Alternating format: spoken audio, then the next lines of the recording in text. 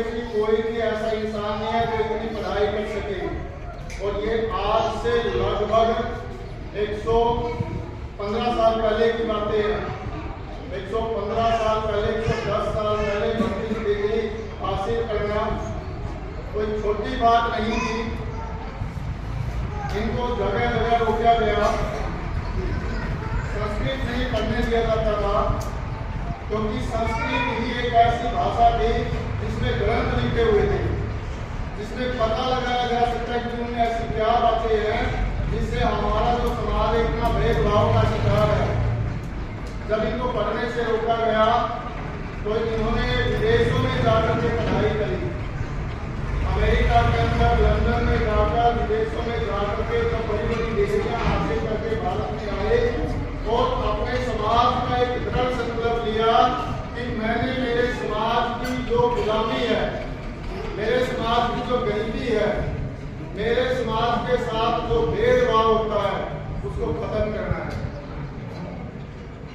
जब इतिहास की जानकारी बाबा साहब ने ली और अपने समाज के लोगों को जाकर के बताना शुरू किया कि ये जो गुलामी है उसमें ज्यादातर हमारा ही हाथ है। हमारा हाथ कैसे है कि हम अनपढ़ हैं, अशिक्षित हैं, हम गरीब हैं, हमारा जो शासन प्रशासन को छीना गया था, 5 तरीके से हमारा समाज गुलाम बनाया गया था और हमें उसकी जानकारी नहीं है। और बाबा साहब कहते थे जिस कौम को अपना इतिहास की जानकारी नहीं है वो कभी अपना भविष्य निर्माण नहीं कर सकती। अपने समाज के लोगों को जागरूक करते हुए बाबा साहब ने कहा था शिक्षा ही एक ऐसा हथियार है जिसमें सबसे ज्यादा ताकत है। कोई ऐसा भरम अस्त्र नहीं है, कोई ऐसी किसी चीज में शक्ति नहीं है।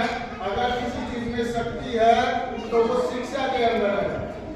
और उसी शिक्षा के कारण आज हम देखते हैं हमारे घरों में मोबाइल है तो ये शिक्षा की देन है। आज हमारे घरों में बिजली है तो वो शिक्षा की देन है। आज एरोप्लेन हम देख रहे हैं, आज बड़े बड़े जो साइंस तैयार होते हैं, वैज्ञानिक तैयार होते हैं, डॉक्टर तैयार होते हैं, वो शिक्षा की देन है। एक छोटा सा इंजन सैकड़ों बड़ी बड़ी रेलगाड़ियों के डिब्बों को खींच कर ले जाता था, वो शिक्षा की देन है।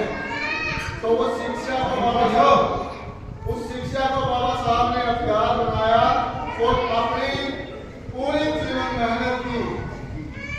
हमारे महापुरुषों का जो संघर्ष चलता आया था, उस संघर्ष से 108 साल के संघर्ष का जो अथक प्रयास था, जिसके कारण